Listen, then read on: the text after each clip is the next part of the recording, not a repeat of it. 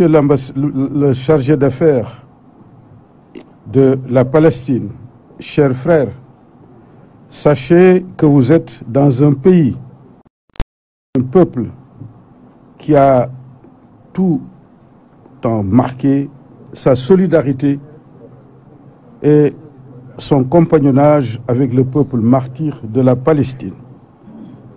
Nous condamnons sans réserve les événements douloureux qui se sont passés il y a quelques jours chez vous et prions pour le repos des âmes disparues. Nous sommes sûrs qu'un jour prochain, le peuple palestinien aura la victoire, car c'est un peuple fier et altier, un peuple qui n'est lui-même que dans les difficultés et les défis. Sans plus tarder, M. Hatim Khalili, chargé d'affaires de l'ambassade de Palestine, nous vous donnons la parole.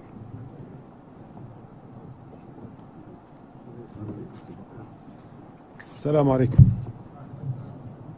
السلام عليكم جميعا الحضور الكريم. بسم الله الرحمن الرحيم، والصلاة والسلام على سيد المرسلين وخاتم النبيين سيدنا محمد عليه الصلاة والسلام.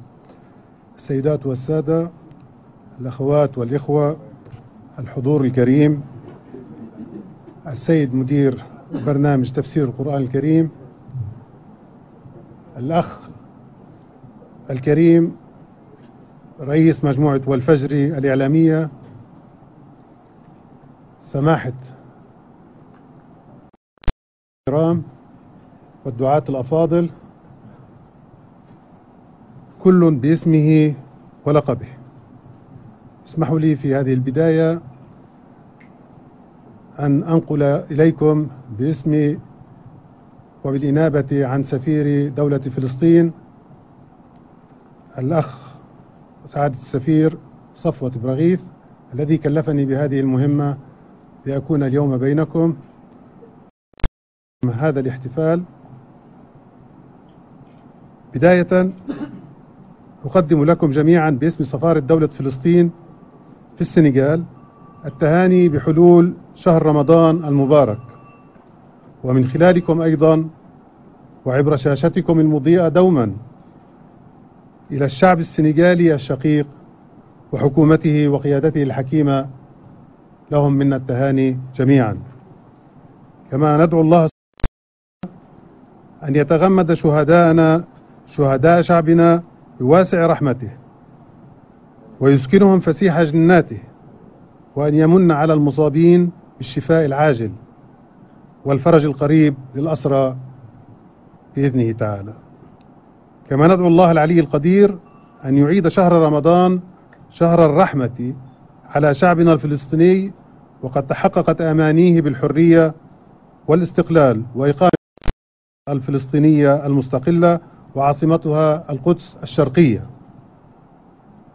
ونتمنى أن يجعل الله عز وجل رمضان المبارك شهر خير ويمن وبركة على الأمتين العربية والإسلامية، ويحقق تطلعات شعوبها في التقدم والازدهار.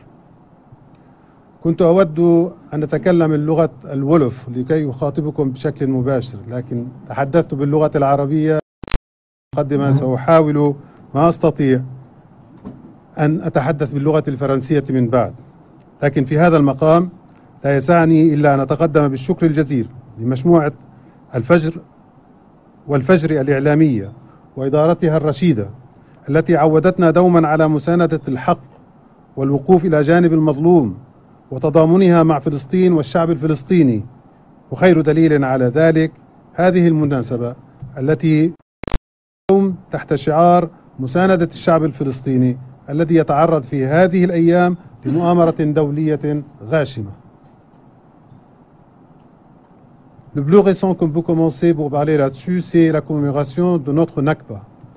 Notre Nakba qui a commencé il y a 70 ans, notre peuple qui vit cette Nakba depuis 70 ans, il cherche chaque année de commémorer cette Nakba pour passer aux générations suivantes la mémoire de ce qu'ils ont et les parents il y a 70 ans. Mais cette année, c'était une Nakba qu'on ne la vit pas dans la commémoration, on la vit réellement. C'était une autre Nakba. C'est une Nakba qu'on la vit chaque jour depuis le 15 mai depuis 2 jours, sur la frontière de la bande de Gaza. Et notre peuple, quand il se manifeste, il manifeste pacifiquement.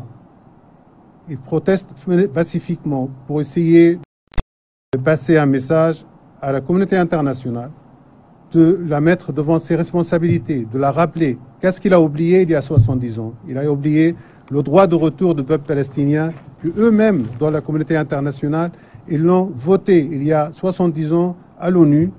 C'était la résolution 194 qui autorise le peuple palestinien de retourner chez lui. Et depuis, il n'a jamais retourné. Est-ce que 70 ans de négation n'est pas assez? Est-ce que 70 ans de souffrance n'est pas assez? Nous disons c'est assez. On a jusqu'au... On n'arrive plus à se porter. Sans doute, le peuple palestinien est arrivé au point que personne dans ce monde ne peut arriver à ce point et résister, et supporter. Ça fait un siècle, les prix. Nous sacrifions, nous avons donné le sang, des martyrs, vague après vague. La grande question qui reste toujours posée aujourd'hui, devant tous, et en particulier devant notre Ummah arabe musulman, d'abord, et ensuite devant le monde libre. Ce monde qui proclame des fois la liberté, l'égalité, la fraternité, slogans qui sont très forts, et il a même mis des statues dans ses capitales, dans ses capitaux, pour la liberté. On leur demande jusqu'à quand nous allons rester sous occupation. Nous sommes le dernier peuple sur cette planète qui vit l'occupation, et c'est une occupation autre, ce n'est pas comme toutes les autres occupations. Sans doute, cette année, nous commémorons le Nakba qui a commencé, qui a été préparé par les milices sionistes à l'époque. Ces milices qui ont commencé à frayer notre peuple, nos parents, nos grands-parents, pour le pousser à fuir, pour le pousser à quitter leur maison. Ils ont exercé le plus terrible massacre à l'époque. Parmi les massacres qu'ils ont avancé à la création de l'État d'Israël, parmi les massacres qu'ils ont avancé à la fuite de 9 Palestiniens qui ont quitté le territoire palestinien ces jours-ci, c'était le massacre de Deir Yassin. C'est un massacre que Menachem Begin lui-même, à l'époque, il le disait qu'il était à la tête de certains milices sionistes. Sans ce massacre-là, la création de l'État d'Israël ne sera pas faite. Donc, suite à cette massacre, il a été fait. Aujourd'hui, nous vivons exactement le même Nakba. Pas les milices sionistes à l'époque, mais c'est l'armée de terreur qui est structurée aujourd'hui pour mener la terreur contre une population civile à l'intérieur de la bande de Gaza et dans le reste du territoire occupé, dans toutes les villes palestiniennes, Naplouse, Jenin, Tulkarem, Kalkilia, Jérusalem même, Ramallah, Hébron, Bethléem, dans toutes les villes palestiniennes, il y a la terreur et les pressions israéliennes. La bande de Gaza, elle vit sous le blocus depuis 11 ans. Les 4 frontières, elles sont fermées. Ni ciel, ni terre, ni mer, ni air, ni pont, ni aéroport. Comment voulez-vous 2 millions d'habitants à l'intérieur d'une grande prison du monde à ciel ouvert vivre? Il faut casser ce blocus. Comment peut-on casser ce blocus ensemble? Comment peut-on sortir à travers ce mur qui est en train de se faire à travers toutes les frontières? La bande de Gaza imposée par les Israéliens, imposée par l'armée israélienne, par la force, et que ce n'était pas les frontières réelles. Donc, les Palestiniens qui manifestent aujourd'hui à la frontière de Gaza, avec le slogan les grandes marches de retour, c'est symbolique. Qui va trouver chez lui, qui va trouver sa maison, qui va trouver son village ou sa ville natale ou de ses grands qui a été effacé complètement, rasé complètement de la carte à l'époque de la création de l'État d'Israël, 531 villages et villes palestiniens complètement effacé. Mais le Palestinien, il maintient jusqu'à maintenant la clé de retour, c'est une clé symbolique. Je veux retourner chez moi. Je veux récupérer chez moi. Est-ce que 70 ans toujours n'est pas assez? Est-ce que 70 ans de souffrance n'est pas assez? Je pense tous, vous avez vu, on a vu comme vous, en mars, depuis la commémoration de la journée de la Terre. C'était une autre journée dans l'histoire du peuple palestinien de ce soulèvement. C'était une journée qui a commencé en 1976, quand notre peuple palestinien, à l'intérieur du territoire de 1948, il s'est soulevé, il a dit assez, ça suffit de confection de terre sans justice. Pourquoi confisquer notre terre comme ça? Pourquoi tuer pourquoi nous priver de notre territoire? Et ces Palestiniens, ils sont sortis en 1960 pour dire stop, ça suffit. Il s'était appelé la journée de la terre. Il y a eu 6 morts ce jour-là. Et depuis, ça a été déclenché dans tout le reste du territoire palestinien, dans la bande de Gaza, comme dans le territoire occupé actuellement. Donc, depuis le 30 mars, ça a commencé le grande marche de retour pacifique, mais il est devenu meurtrier. Notre peuple, il voulait exprimer ses très simples droits qu'ils étaient protégés par la communauté internationale, qu'ils étaient protégés par la loi internationale, que les Nations Unies elle-même, il a voté en 1948 le droit de retour avec la résolution 194, mais jusqu'à maintenant, malheureusement, cette résolution n'est pas applicable. Pas simplement cette résolution, et des centaines d'autres résolutions de l'ONU qui n'ont été pas appliquées, et 86 résolutions de sécurité n'ont été pas appliquées. Et toujours, il y avait le veto américain face pour protéger cette colonie avancée qu'on appelle aujourd'hui au Moyen-Orient, c'est la colonie israélienne. On ne peut pas appeler autrement. Le gouvernement de l'occupant israélien, il n'a pas hésité une seule seconde pour donner les ordres de tirer contre les manifestants pacifiques. Des armées, et ça on les a par des blessés, ils ont reçu leurs balles, ils ont reçu des balles dans le dos. Le ministre de l'armée israélienne, Avigdor Lieberman, il dit dans ses déclarations, dans ses tweets, dans ses Facebook, il n'y a pas des innocents à Gaza. Que tous les gens qui sont à Gaza, ils sont des terroristes. Les gens de Gaza sont une population comme vous, comme tout le monde, comme tous les peuples sur cette planète, ils veulent vivre. Mais jusqu'à maintenant, ce Avigdor Lieberman, avec ses instructions, il a tué plus que 62 Palestiniens en 2 jours. Je ne peux pas compter le nombre de martyrs palestiniens, ça n'a aucune signification. Est-ce que je compte à partir d'hier, à partir de la semaine dernière, à partir de l'année dernière, à partir du début de l'intifada, de deuxième intifada, de première intifada, de quelle date je m'arrête? Depuis un siècle, notre peuple, il n'a pas arrêté, il n'a pas cessé de sacrifier, de donner de sang et des martyrs pour défendre ses droits légitimes et essayer de protéger nos lieux saints et sacrés qui sont à Jérusalem. Avec cette dernière Nakba qu'on est en train de vivre, il y a 6000 blessés et plus. Parmi les blessés, un certain nombre d'enfants très importants. Et la plupart des blessés dans les jambes. Cherchons bien pourquoi dans les jambes, la défragmentation. Pourquoi la défragmentation? C'est pour avoir l'os qui sort en miettes, qu'on ne peut pas restituer l'os. Ça veut dire qu'il faut amputer. Ça veut dire qu'il faut avoir un peuple handicapé en face. Il faut avoir une génération qui se prépare pour le futur handicapée, sans jambes. Ça, c'est les blessés. Et d'autres, et des blessés graves où on est en train de les soigner. Les hôpitaux, ils sont surmergés, ils ne peuvent plus aller au-delà. Ils sont en manque, ils ont besoin de l'aide de tout le monde, mais le blocus ne permet pas d'arriver à faire. Notre peuple, c'est pour tout cela, il essaye de casser toutes les portes, casser tous les murs. Il ne veut pas se mettre à genoux, il ne se mettra jamais à genoux, il ne se lèvera jamais le drapeau blanc avant de réaliser ses rêves de liberté et d'indépendance. C'est vrai, on a donné beaucoup jusqu'à maintenant, c'est notre devoir.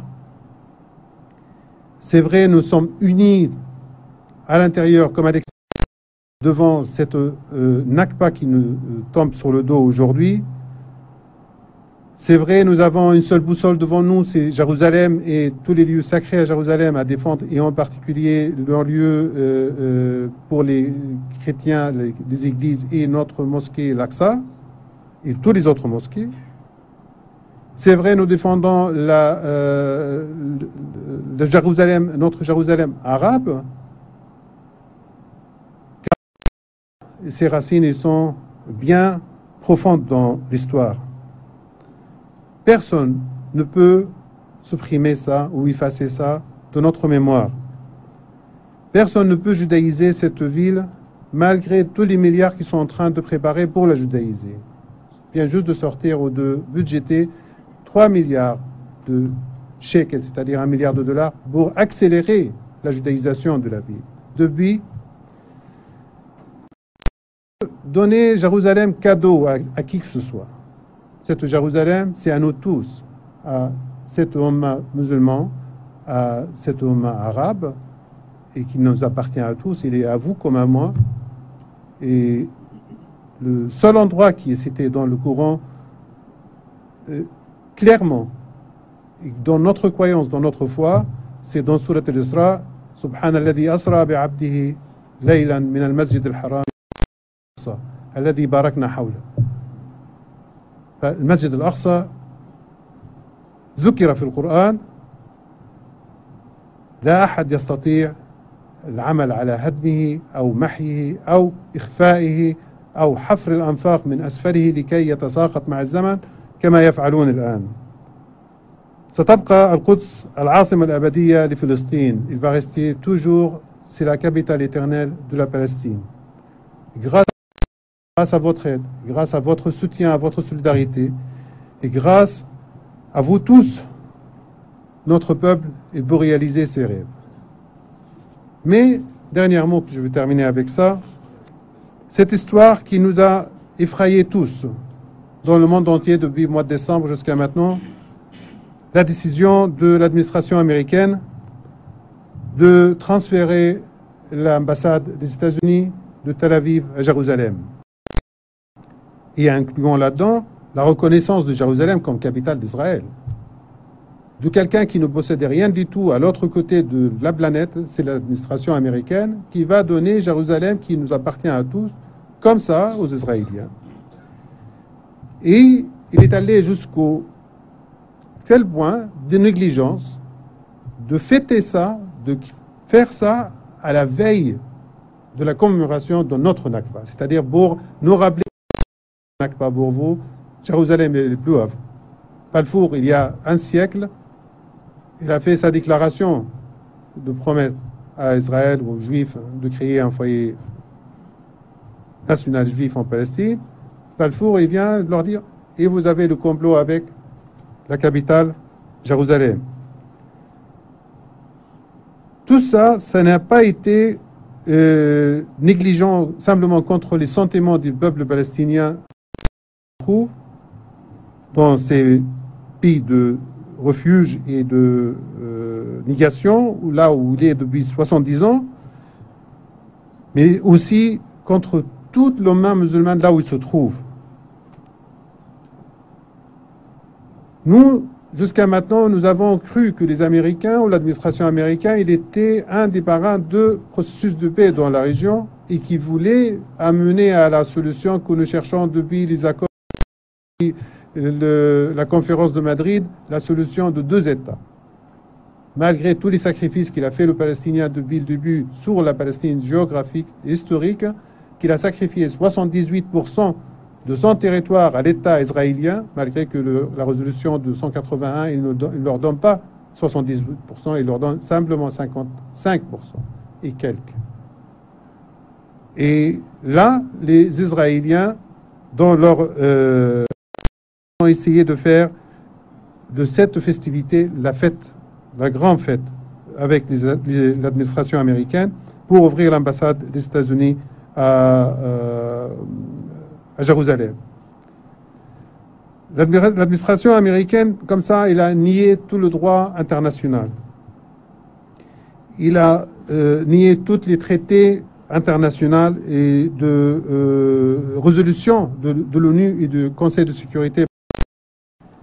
C'est pour cela, pour nous, les Palestiniens, Jérusalem, il va rester notre boussole. Nous défendons, nous sommes au premier rang et nous allons la rendre, Inch'Allah, libre grâce à vous. Et nous allons conserver notre Aqsa tout autant nous sommes vivants.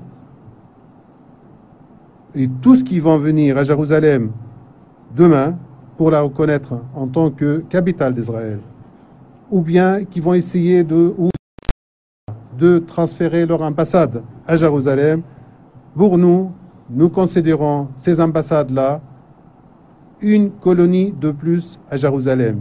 Une colonie de plus à Jérusalem. Nous avons beaucoup de colonies israéliennes dans le territoire occupé, et ça, c'est la dernière colonie qui vient de faire aujourd'hui, c'est l'ambassade des États-Unis. C'est pour cela notre peuple, il regarde aujourd'hui pour tous les pays frères et amis qui déclarent ses positions claires et nettes à propos de ce qui s'est passé à Jérusalem et de cette festivité de transférer l'ambassade des États-Unis à Jérusalem. À la fin, je vous remercie infiniment, merci beaucoup, merci à notre ami cher Sidi Lamine Niasse, merci à votre présence, merci beaucoup. Merci.